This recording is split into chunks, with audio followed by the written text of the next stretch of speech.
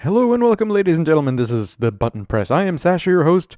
Today I wanted to get into a really old game, one that's very close to my heart. Let's get this thing started. I'm playing this on an emulator. Oh yeah. Sierra. But what game is it? You can't tell yet. Or can you by the color? Usually it's pretty bright green, isn't it? Aha! Lawrd and the Dagger of Amon-Ra. As I just mentioned, this game is very close to my heart. When this game came out, I was 9. And this game gave me such nightmares that I have wanted to come back and reconquer this game every couple of years just to remind myself that I can. Not that it's particularly scary now, it's actually quite comical, but it's important to me. This game also, while I was doing a little bit of research on it just recently, turned out that there was a CD-ROM version that had voice acting, and I have never played it. I have to do it. I have to do it now. That's it. So I got Scum VM. This game is basically abandonware at this point, so who's a harming? And yeah, let's right now we're watching the introduction. We haven't begun the game yet. We see a man. He's laying down. Whoa. This is actually going to be, Bub. Oh, this music.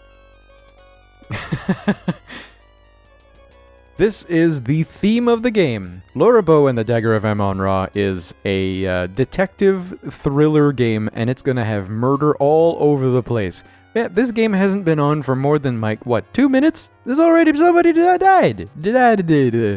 Somebody died, and Bruce Balfour is related to this. It's worth mentioning that the voice acting is generally done by people who were in the devs or in the team responsible for the game, so let's throw them a bone on this one. I mean, it's gonna be entertaining, I bet. Oh, someone's gonna talk. There is still time to correct this most grievous misunderstanding, Mr. Carter. The Dagger of Amon-Ra must be returned to Egypt. Yes. Stay out of my way, or I'll thrash you within an inch of your life. Yeah. Surely you can find a way to accommodate everybody's wishes. Who are you to tell me what I can do with my own property? Your property? What authority did you have? The authority of the Egyptian Antiquities Service. So if you don't like it, I suggest you waddle on back to Egypt and complain to your own government. Yes. Would it not be better to work this out diplomatically? This isn't a case for diplomacy. It's a case for your acceptance of the situation. It is not just my acceptance at issue, Mr. Carter. Frankly, some of our people are quite upset. Move to take drastic measures if need be. Are you threatening me, you malodorous little man? That's a good word, malodorous. Mr. Carter, there are some who would rather fight back than allow their country to be stripped of its national treasures. He has a point. Any fat savage who lays a finger on my exhibit, or threatens me, will find himself in deep trouble. Do I make myself clear? As clear as the water of the oasis, Mr. Carter. I love his fez hat. That's such a dumb hat. It doesn't cover your head. I figure, hats, they're supposed to cover your head. That covers such a small part of your head. It's like, I don't know.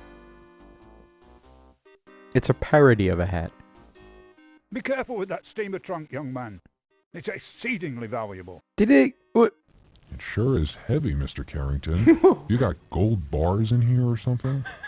This guy has an audio The contents of my team. trunk are not your concern. Now be a good lad and take it to my taxi. The Countess is waiting. Did they get an actual Englishman to speak that role? That'd be kind of nice. Or the guy might be a little bit of a professional. I'm not gonna say that's impossible. New Orleans, 1 week later. Are you sure you've got everything? Sure. Yes, Daddy. You've got Sam's address at the paper? Yes, Daddy. You've got the money I gave you? Yes, Daddy, don't worry. Put some money in your shoe. New York's a big city, and there's a lot of crime there. Yes. Look, I'm going straight to the paper. What could possibly go wrong? Let me give you a little more money, just in case. Sorry. Dad, I've got to go. Godspeed, Laura. Call me as soon as you get there. I'll be fine, Dad. I'm going to make you proud of me. I already am, honey.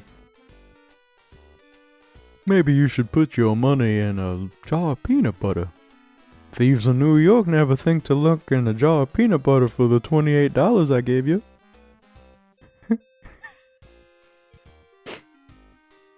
Oh god, this game. This game, by the way, is set in the 1920s. 1926, I think, most accurately. So it's going on during the whatever the hell that was craze of of prohibition and of the Egyptology craze. Because remember, there was a Mr. Carter who happened to discover a certain famous Tutankhamun's tomb. This is quite based around that. And you know, I mean, the Roaring 20s, I think it was. Roaring indeed. Oh man, I'm looking forward to this. Excuse me, Oh. dear, are you a secretary? Actually, I'm starting a new job as a reporter for the New York Daily Register News Tribune. My name's Laura Bow. How nice. I'm Irmgard. Is this your first trip to the big city? Am I that obvious? How could you tell?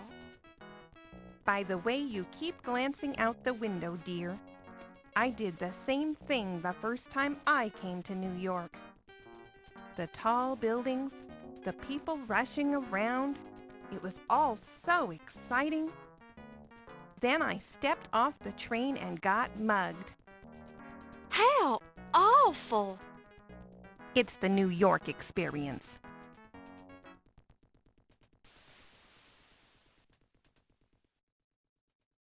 Laura Bow, by the way. Thank you, dear. You're very kind. I'll tell you I've later. enjoyed traveling with you. Hey! Do you need any help getting home? No, dear. I'll be fine. These Thank kids you. have never had anything stolen from them, You're huh? sure you'll be okay? Yes, thank you. Goodbye. Maybe you should put some money in your shoe.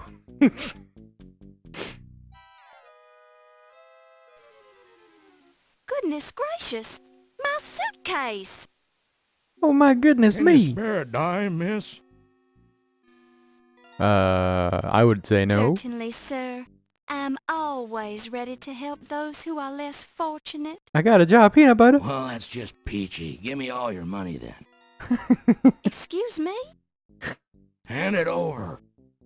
This seems very unfair. Is she being mugged by George Carlin? Welcome to New York, kid. Yeah, this is the character we're playing. Laura Bow is based, by the way. I'm not gonna let a little bad luck ruin my day. Hello, New York. Laura Bow has arrived. I think it might be worth mentioning that Laura Bow is designed upon is designed based on an actress from the 1920s, Clara Bow. If anybody, was alive at the time, maybe you would remember that.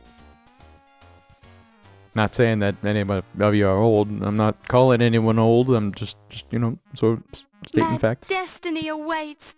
Nothing can stop me now. This is a long-ass intro, huh? Jesus. It's like 10 minutes already. I really want to thank you for hiring me, Mr. Augustini. For hiring you? I don't even know who you are. I'm Laura Bow. I believe you know my father, John Bow. You mean this wasn't an agreement before? Ah, John Bow's daughter. Now I remember. How is he? He's fine, and he says hello. He wanted to know if you still had that newspaper clipping on your wall about the explosion of the Hindenburg building in New Orleans. New Orleans. Yes. Your father was the first cop on the scene of the explosion, and he let me into the wreckage so I could cover it for the paper. I rescued Rupert Hindenburg from his burning office, wrote about it, and made a name for myself as a reporter. I owe John a lot for that. Think you could handle being a reporter for a big city paper? I'll do my best, sir. We usually just hire men for this job. It's rough out there, and you're kinda small. Yeah. I can do it, Mr. Augustini. Just give me a chance. All right, as a favor to my old pal John. But I'll be keeping a close eye on you. Thank you, sir. For your first assignment, I want you to write about a burglary. Got it. Some kind of fancy knife was stolen from the Lion Decker Museum. I'll arrange for you to attend the fundraiser at 7 o'clock tonight for their new Egyptian exhibit. 7 tonight. Everyone will be there. Everyone. Tell them you're covering the society news so they won't clam up on you. Clam up. Gotcha. You won't regret it, sir. I have a nose for news. Yes. Just keep your nose out of trouble. Here's your official notebook and your pencil. It already has Crodfaller's notes in it. Have the story ready by 3 tomorrow or you're out of a job. Mm-hmm. And is it time to begin the game finally? Ah, yes. Whoops. Act 1. We're finally starting this game. This is 12 minutes in. 12 minutes as an introduction. But what else are you going to do? It's an old game. They had a lot of exposition. Laura Baines, right? Baines. Laura Bowes, sir. And I believe you have the advantage. Crodfaller Rhubarb, ma'am, though you can call me Rube. So I suppose you've already met Sam. Yes, he's very colorful. Don't let him shake you. He's tough on the outside, but inside he's got a heart of stone. I'm sure he... Pardon me? What did you say? Never mind, just pulling your leg.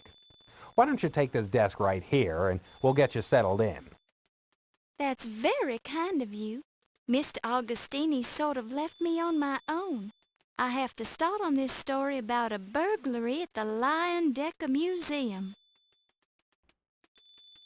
Yes, I'm sure Mr. Crodfaller T. Rhubarb or Crotch Fodder or whatever his name is happens to be very familiar with this thing. Okay, let's sit down. This is now your desk. It's very old and looks like it hasn't been cleaned thoroughly in years, but it's sturdy and serviceable. Yes. It's a curious little design, sort of. Maybe not a design thing, but it so happens, I know this from having looked at the IMDb page, Ms. Laura Bow is the same, has the same voice actress as does the narrator, I'm not sure. You already have plenty of pencils. So it's a little bit of a curious sort of thingamajig that one has a Southern Belle accent and another has a British sort of accent. I'm not sure what they're going for. It's the first pencil holder you've ever had as an official member of the Fourth Estate. I have no idea what the Fourth Estate is. Future me, check that out. Do something about that. Here we have a, It looks like an old desk blotter. I'm not sure what it is about. I guess that's a desk blotter. For some reason, it makes a desk look so official. Feels like an old desk blotter. It feels like one too, gosh. The desk drawer is locked. That's inconvenient.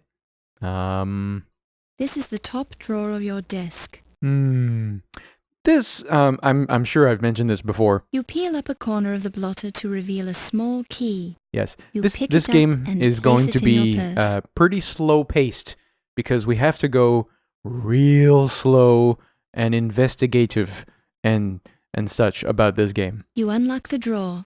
Unfortunately, the key permanently jams itself in the lock. Let's hope you never want to lock this drawer again. I'm not completely sure I'm going to see this thing ever again. A press pass. It reads, Press. Your pants while you wait. Low-Fats Chinese Laundry, 5858 Broadway Avenue, New York. Ha ha ha. That's clever. You pick it up and place it in your purse. Yes, it's amusement, yes. Okay, this is a good opportunity. I hope I'm not intruding. I mean, if you were working on the burglary story. Miss Bow, please, it is not a problem. Yes, I'd started work on the story, but it's not your fault that it's been reassigned. That's just something I'll have to take up with Sam. That Thank you, Mr. Rube. It must be so thrilling to see your byline on a story. I rarely get a byline on my obituaries. I seem to be pigeonholed on the obit page. Well, folks, that's going to do it for this first episode. Tune in the next episode. We're actually going to get this investigation started. Have a good one.